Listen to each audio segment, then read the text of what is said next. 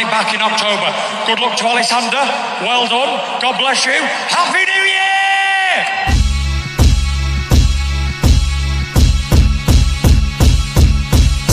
Was very young, ambitious, big, strong man, and Usyk's very experienced. But again, he's coming off of two fights for me, which is debatable whether he won them or not, which he didn't win them, but he got the decision, which is all that matters.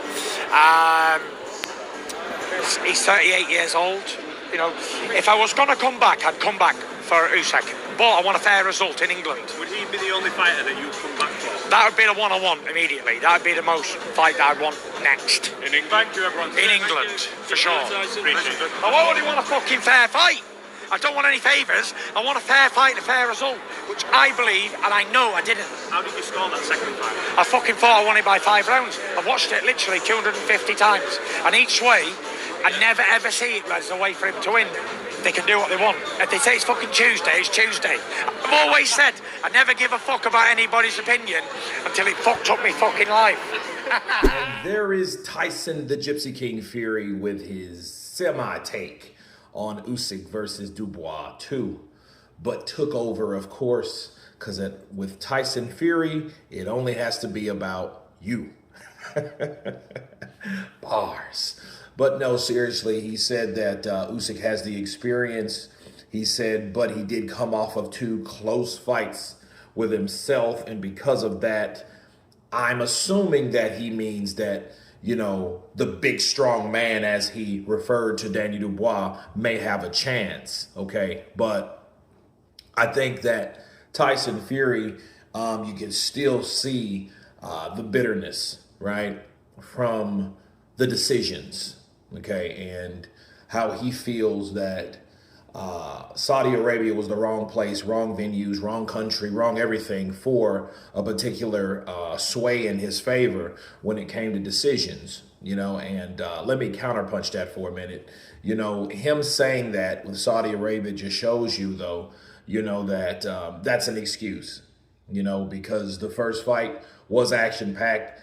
They both hurt each other. I think Tyson Fury hurt Oleksandr Usyk. I just think Oleksandr Usyk definitely hurt him more. Okay, he was more impactful when he hurt Tyson Fury to the point that he may go down, you know. So, and he actually was the only fighter in both fights to score a knockdown in that saga, okay, the first and second fight. So take that under advisement. Also, Riyadh, Saudi Arabia was the only country with the only person that was successful enough to put this fight together. So keep that in mind, because you guys remember early 2023, it was all about, no, they didn't offer us enough money, so we're going to go to Wembley and we're going to have it there. And then that's when all the ridiculous splits and all that stuff came about, and it didn't happen. And he was going to fight Francis Ngannou anyway. So that wasn't a fight that he was interested in at the time, respectfully, you know, and promptly, you know. So it didn't happen when it came down to them. So now he's claiming, well, hey, I'll come back for Oleksandr Usyk next. Well, you guys already know how I feel about that. I mean, he, you know, for one, if you were fair about the formation, you would want Joseph Parker to get your shot, but you're only talking about yourself, which I think is super selfish, because that's supposed to be his honorary gypsy brother, and that's what you should want the best for your brother.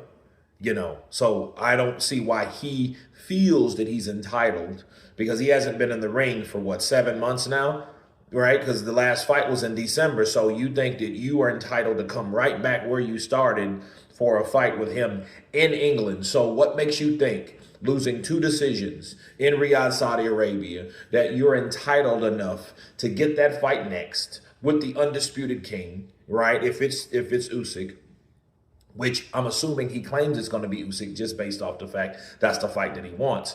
Right away, in your home territory, the UK, I just don't see how he feels that he's entitled to that. And that just gets you to know how jacked up boxing was on a smaller scale back in 2018 when he first came back on the scene. Because there should have been no reason that Tyson Fury got the opportunity over guys like Dillian White.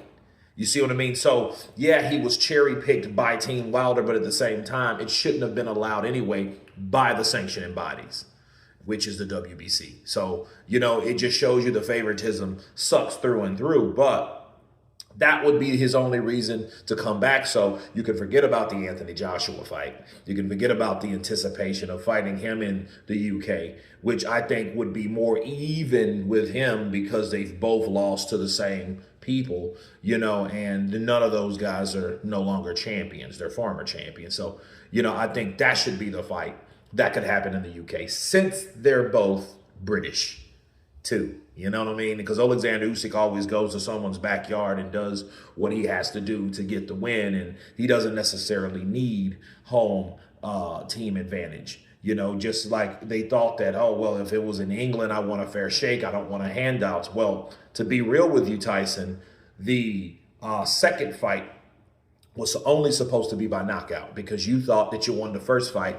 Therefore, you're going to knock him out the second fight. And you say you beat him by 5 rounds. It doesn't matter how many rounds you beat him by, because if you think the system is already corrupted in favor of Usyk, what makes you think in your mind that you're going to get a decision?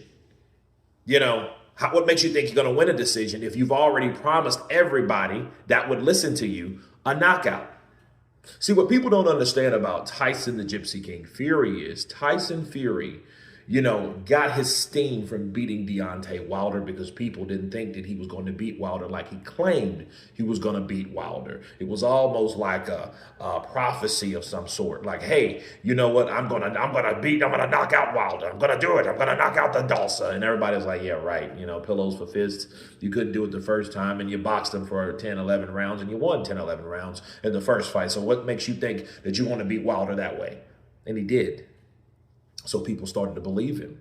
So when he started saying that he was going to do things, people started really paying attention. But now he's lost that credibility because in the second fight, he's supposed to stop Usyk if he was going to claim dominant, supreme heavyweight, best in the division. He would have done what he said he was going to do. Okay, and he didn't do that. So he should have took it out of the hands of the judges if he felt that there was some type of corruption, but nonetheless, with Tyson Fury, though, I get it, in defense of that, let's flip it. Well, as long as I didn't receive a knockdown or something like that, I should have won since the first fight was so close. Well, the first fight wasn't as spectacular or action-packed as the second fight. You see what I'm saying? So I don't really think that that's what he intended. But again, if you thought it was corrupted, why are you even taking that chance? Go for the knockout. But you couldn't knock out Oleksandr Usyk, so therefore you're under the same scrutiny from the first decision as the second. So I mean, it is what it is.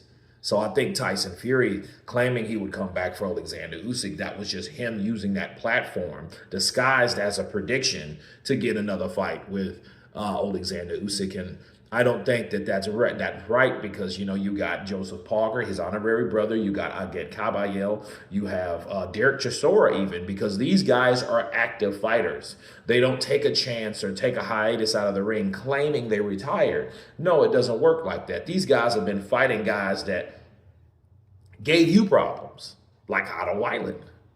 You know what I'm saying? Got guys like that. So you are guys you didn't fight, like Zhilei Zhang. And Joseph Parker fought the guy that you wouldn't want to fight because he smashed Joe Joyce. And everybody, once upon a time, people, believe it or not, was afraid of Joe Joyce. Okay? So you guys tell me what you think of Tyson the Gypsy King Fury. He wants to come back. He wants to fight Oleksandr Usyk next. He won by 5 rounds in the second fight. You've watched it 200 and some odd times and you still see the same result. I think you need a second opinion. But you guys, please like and share. Please subscribe. And you guys been Counterpunch. Peace.